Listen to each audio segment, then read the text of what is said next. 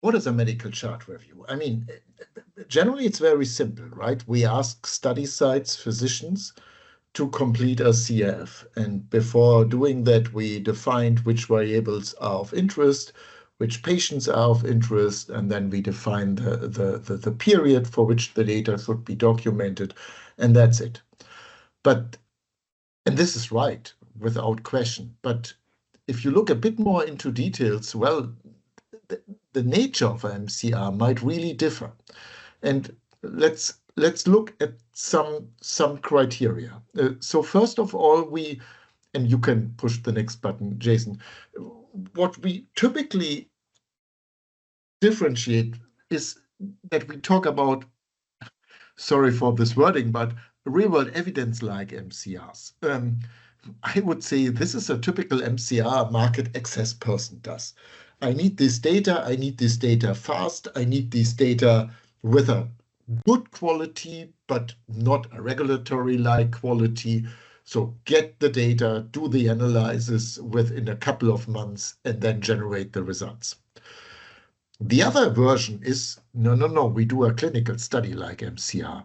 So we do site assessment, we do validity checks, we do extensive documentation, etc., etc. So you need to decide once you set up an MCR, what is the nature of your MCR? And let's have a look at some criteria. So the basic approach is the same. We ask contracted sites or study investigators to document predefined patient-level data for a predefined observational period. So it's not about, to be very clear, it's not a survey. We also have this as type of market research.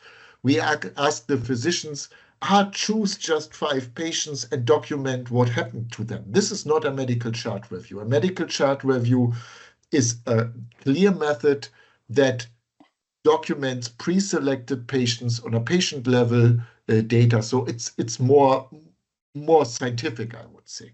So the basic approach is the same. But if we look at the data set, well, if I do a real-world evidence like MCR, typically the data you get are very similar to EMR data sets. They are typically anonymized and often have quite high granularity, so a certain granularity that, for example, doesn't provide the exact birth date. It sometimes only provides 5 years, birth years. It provides, because for reasons of anonymization, not every granular level of data you need.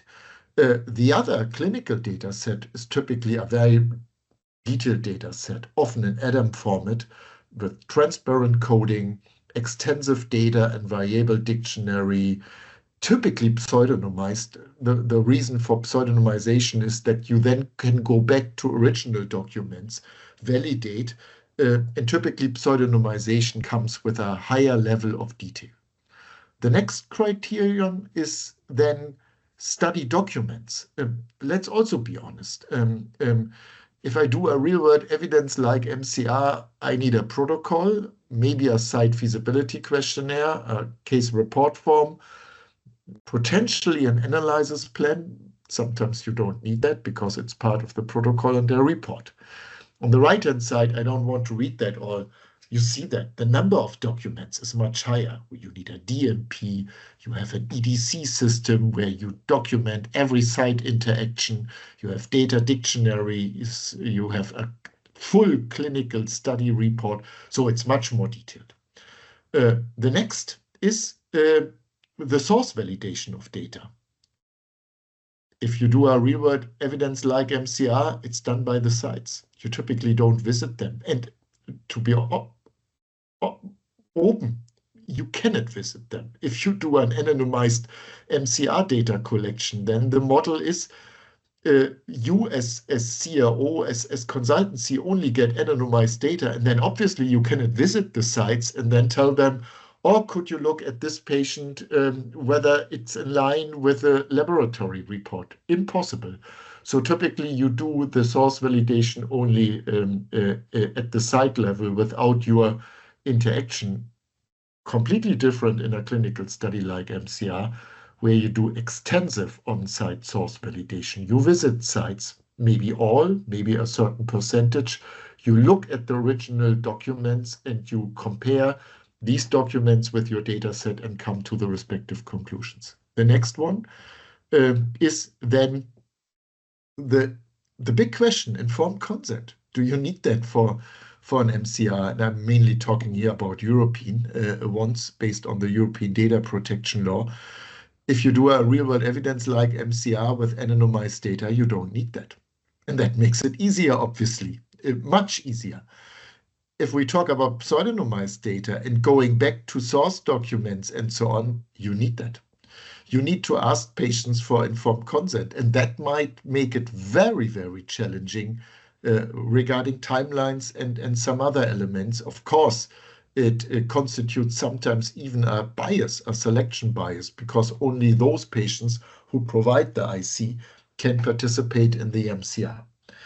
And finally, this is not a criterion, more a consequence. If you would ask us, do a MCR more on the left version, then we typically would tell you 8 to 10 months, depending on the country, with a moderate budget.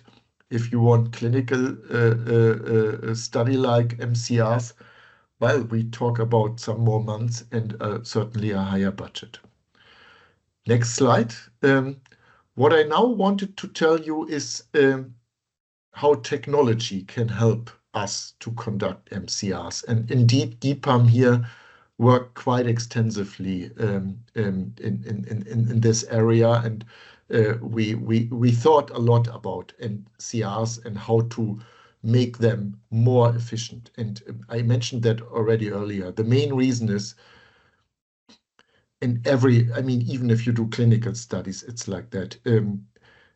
Getting sites, and once you got sites and contracted sites, getting them to start to work and to document patients is pain, is really pain.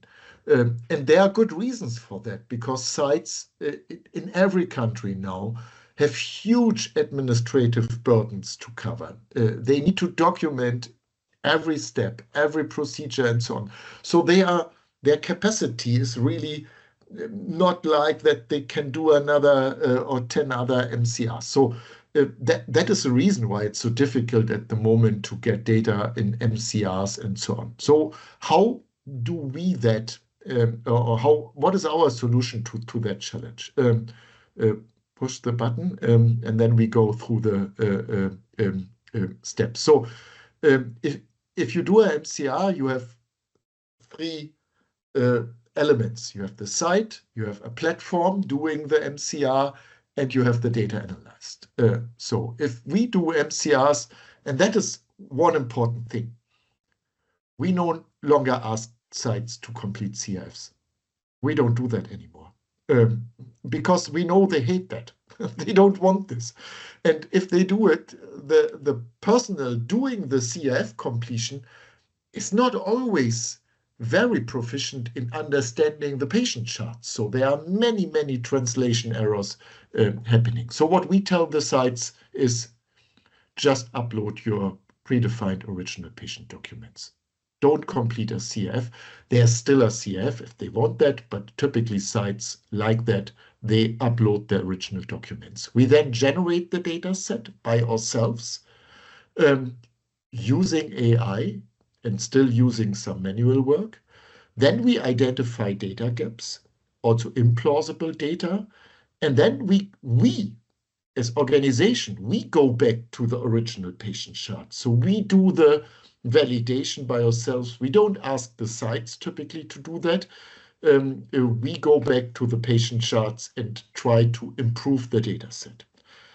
If that happened, then we finalize the data generation, and then we do the anonymization or pseudonymization for all the sites participating in an MCR.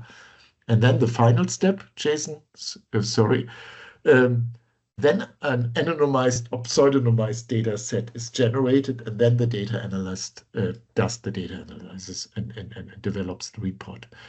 And the Chinese border between the MCR platform and the data analyst is important specifically if we talk about an anonymized data set, because then the data set on the right-hand side, you can no longer adjust it. It's anonymized, meaning a final data set. And if you then still have questions, well, then you might need to repeat everything. If it's a pseudonymized data set, of course, you can go back to original documents. But as I mentioned earlier, if you decide to go with the pseudonymization, at least in Europe, that means automatically you need informed consent from patients. If we go with the anonymization, you don't need that. So that's the methodology we developed, and this methodology might help to improve the efficiency and also cost effectiveness of medical chart reviews. As mentioned in the beginning, if an MCR is necessary, that doesn't rule out the requirement to think about the right data source. But if the conclusion is claims cannot help, EMR databases cannot help, we need a medical chart review, then this technology option might be the right solution.